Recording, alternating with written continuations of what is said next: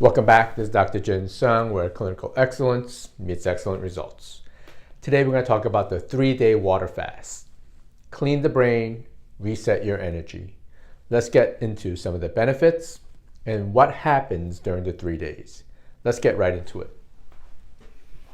Benefits: improves immune function, repairs damage to cells, removes dysfunctional cells and pathogens, reduces neural inflammation, or basically things like prime glial cells, increase autophagy, breaks down cells and other pathogens in our system, decreases autoimmune disease, benefits gut flora or resets the gut flora, and increases DNA repair. Okay, so there's a lot of benefits to a 3-day fast. Now, if you want to do the 3-day fast, I would suggest consulting a physician, especially if you have insulin-dependent diabetics, right? Because if you go on a fast and you continue to take your insulin, it's going to be problematic. People who are menstruating, I suggest not doing a 3-day fast during menstruation because it could really deplete you. Hypoglycemics, people who go without eating, get shaky, irritable, angry, right? Those are the people who do not want to do a 3-day fast immediately. They need to get into more of a keto adaptive state before going on a 3-day fast. People who are on a lot of different medications, because medications can change or dosages can change related to how much you're eating and depletion of energy. So just make sure if you have any of these conditions, please consult your physician before going ahead and doing a 3-day fast. So let's get into some of the things that happen during a 3-day fast. So 8 to 12 hours, what's going to happen is you're going to start to deplete your glucose or sugar and your glycogen stores, right? It'll decrease that. You're going to have a bump in hormones called glucagon, human growth hormones, cortisol, and adrenaline. These are the things that will start to bump up your glucose levels.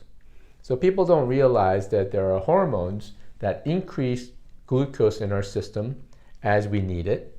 And there's one hormone called insulin that brings glucose down in our system. So it's really 4 to 1, 4 hormones to 1 in terms of regulating blood sugar. You will also increase ketones from fats. So as you deplete your glucose stores or glycogen stores, your body will start to use fat for fuel, and it will produce something called ketones to fuel your body. You also will start to experience hunger, all right?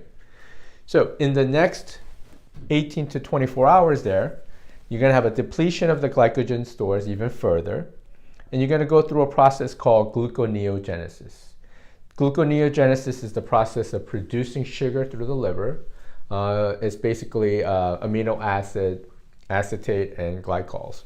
So you can use that to fuel your body. Your body will have a natural mechanism to fuel itself. Further increase in autophagy. Autophagy is when you have cellular debris, things that are in your system that are kind of old and broken down. It'll start to kind of clean those things out of our system. It will also start to decrease autoimmunity because a lot of autoimmune conditions are related to food proteins. So if you have things that you're eating and it's causing inflammatory responses, the fact that you're on a fast will start to decrease that autoimmune process. It'll decrease neural inflammation. So when your body is used to using glucose, especially in the brain, it can cause some inflammatory processes. When you switch your fuel from glucose to ketones, your brain will start to become a hybrid. So it will start to use ketones for fuel rather than glucose, and it will start to decrease inflammation. I have a separate video on this, so I'll link that below. It will also increase hormones called brain-derived neurotrophic factors and human growth hormones. And you'll start to see ketones in your blood. So what you can do is you can buy a little ketone meter. It's like a glucose test. You just prick your finger and you can check your level of ketones. And in the first 18 to 24 hours, you're going to see 0.5 to maybe 1 in terms of the ketone levels. Now, everyone's different in terms of how fast they can go into ketosis. If you're someone who's very experienced and you do intermittent fasting and you're on a ketogenic diet, you're going to get into ketosis a little bit quicker. Day 2, you're going to continue to increase brain-derived neurotrophic factors as well as growth hormones. You're going to increase autophagy, and this is where the real cleanup starts to occur in day 2.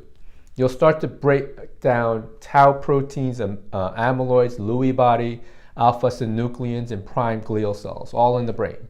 These are all related to things like post-traumatic stress, concussions, Parkinson's, Alzheimer's, Lewy body dementia. So it starts to break down these aggregates in our brain, and it clears it out. There's the process called mitophagy. It'll start to get rid of inefficient mitochondria in our cells. So mitochondria produces energy, ATP, and you want mitochondria to be very efficient and produce the number of ATPs that it's supposed to, and it'll start to get rid of things that are damaged and get it out of our system, okay? Your insulin resistance starts to come down. So people who are pre-diabetic, diabetic, your insulin resistance or the problem of not enough glucose transport will start to break, right? So insulin resistance will start to improve. It'll decrease fatty liver. And the reason is because you're using fat for fuel, and part of that fat will come from the liver. So fatty liver will start to break down, and you can clear fatty liver if it's not too far advanced. 90 to 95% of your energy will start coming from ketones in day 2, right? Instead of glucose, because you haven't eaten. And your hunger pains will start to actually subside in day 2. For a lot of people, they go, I don't really feel hungry. I feel actually pretty good, right? Day 3, continued autophagy and clearance, reversal of real chronic disease. So people who have chronic autoimmune disease, chronic fatigue, a lot of issues with joint pain, those types of things will start to clear to a certain extent. It will increase your immune function, right? So your immune function will start to reset and improve, and there will be an improvement in overall function of the white blood cells. You'll also have increase in stem cells, right? The stem cells will differentiate into other tissues. So the stem cells will actually help you heal.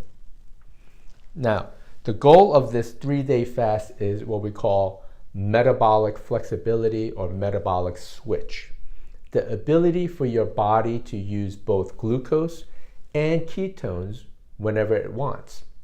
So if you are someone who eats every day, 3, 4, 5, 6, 7, 8 times a day, what happens is you're using insulin mostly, right? Because you never let the sugar drop, right? So you get this wild fluctuation. So you have spike in sugar, spike in insulin, drop in sugar, drop in insulin. So you get this wild swing.